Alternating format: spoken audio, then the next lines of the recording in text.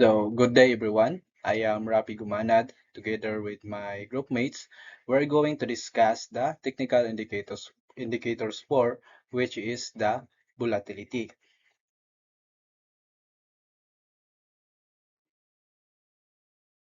But first, what is volatility?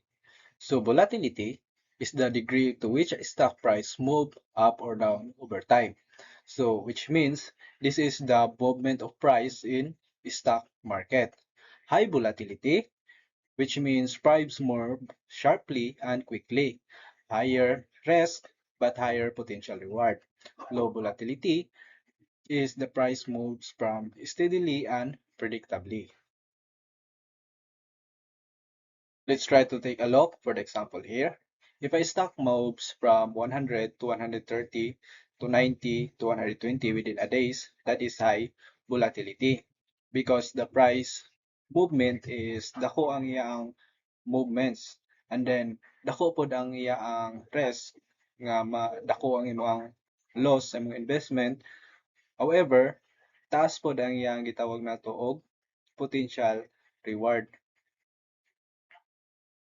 because the higher the risk, the higher pod ang iyang rewards. While if it moves from 100 to 102 to 104 to 103, that's low volatility because gagmay ra ang iyang movement sa iyang price or steady ra or ma-predict ra nimo ang ginatawag natong movement sa price sa stock market. To understand deeper what is volatility, let's all watch this video. Volatility in simple terms. Volatility is an up and down market movement. Let's assume you expect a stock to be at one price, but over a short period it drastically goes up or down. Calculated as a standard deviation from the expectation, such movements reflect volatility. If a position goes through remarkable changes in value, we call this position highly volatile. Vice versa, low volatility means the position is stable. High volatility brings uncertainty and scares people. At the same time, highly volatile positions can generate much profit if you're willing to take the risk. How to determine the stock volatility? Trace the trend. Remember that volatility equals swings. Look at the volatility index chart and analyze the severity of a stock market price fluctuation. The more violent are the ups and downs of a stock, the more volatile it is. Volatility helps you realize whether a stock fits your portfolio or not. It's up to you to decide whether to take an extreme ride or an easy slide. Good luck.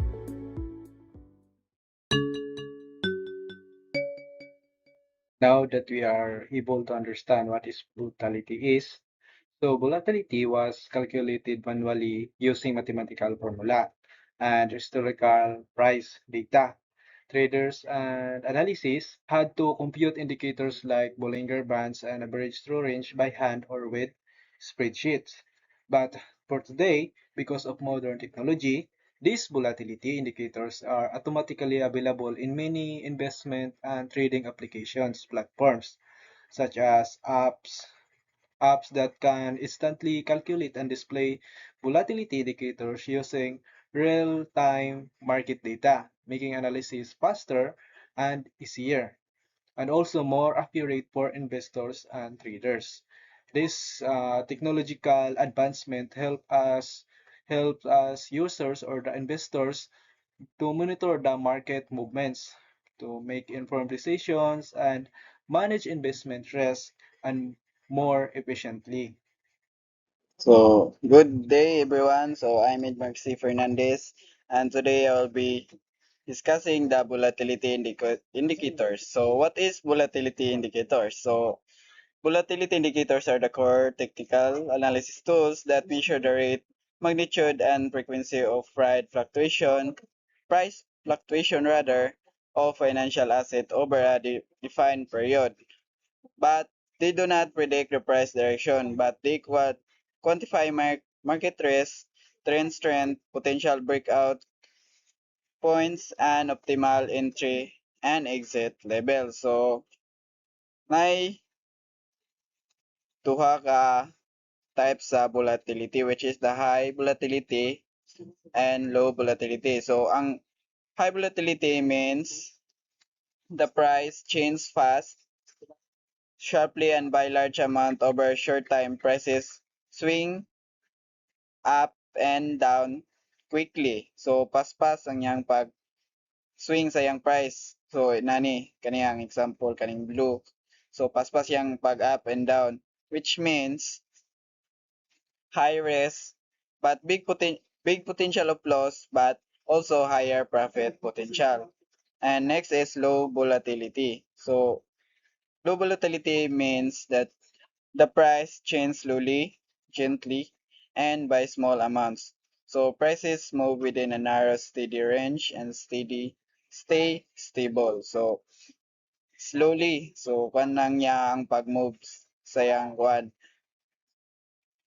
kanang smooth lang parehanay kaning read na smooth ang yang pag murag flow sa yang pagkuan sa yang price. So which means lower profit potential, but usually means the market is consolidating before a big move.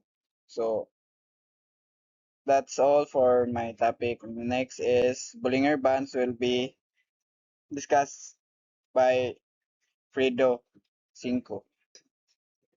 So good day everyone. My name is Alfredo A. Cinco and I will discuss the Bollinger Bands of Robinson's Land Corporation or RLC. So first of all, what is Bollinger Bands? So Bollinger Bands measures volatility using upper and lower bands around a moving average. So ang Bollinger Bands nagkonsist siya og three parts. Na siya middle band, upper band, o lower band. So sa iyang middle band, represent the moving average of the stock price, while ang upper band o lower bands measures volatility using standard deviations. So this is the chart of Bollinger Bands of the Robinson Land Corporation. So the stock price moves within Bollinger Bands most of the time.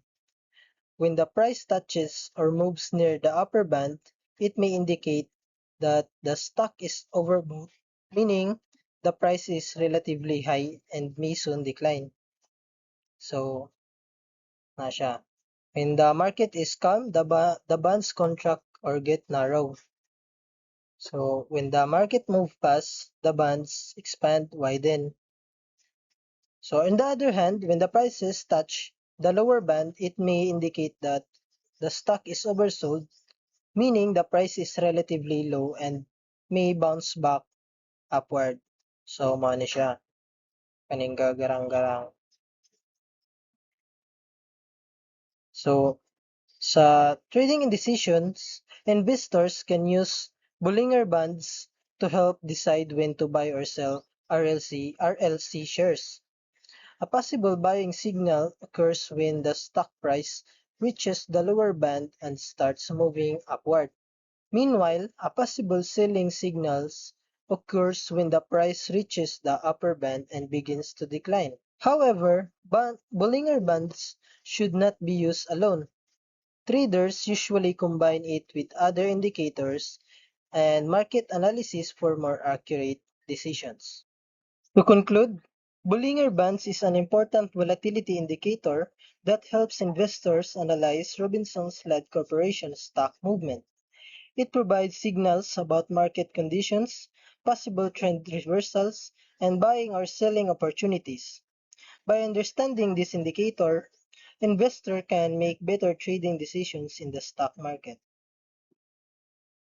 So good day everyone. My name is Romeo Pusting and I am the next reporter. So my topic is all about the ATR or the average true range. So what is ATR? ATR or average true range is a volatility indicator created by J. Willis Wilder Jr. ATR does not tell you whether price will go up or down.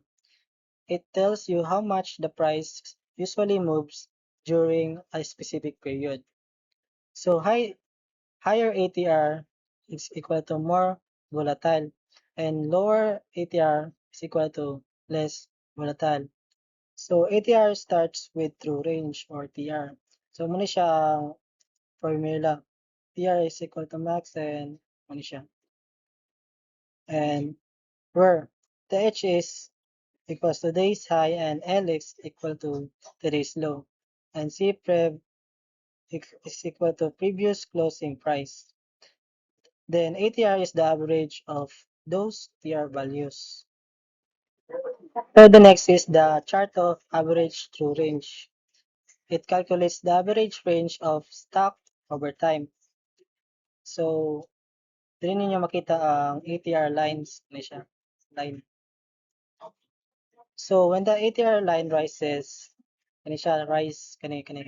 Tapos kani.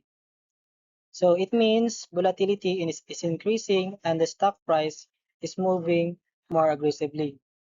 So, this can create opportunities for short-term traders to gain profit, but it also increases the chance of losses. Meanwhile, so when the ATR line decreases, the market becomes calmer and prices movements are smaller and more predictable.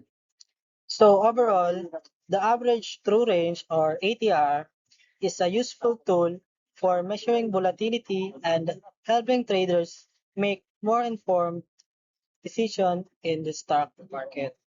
So, in conclusion, volatility indicators are important tools in technical analysis because they help traders measure the level of price movement in the market.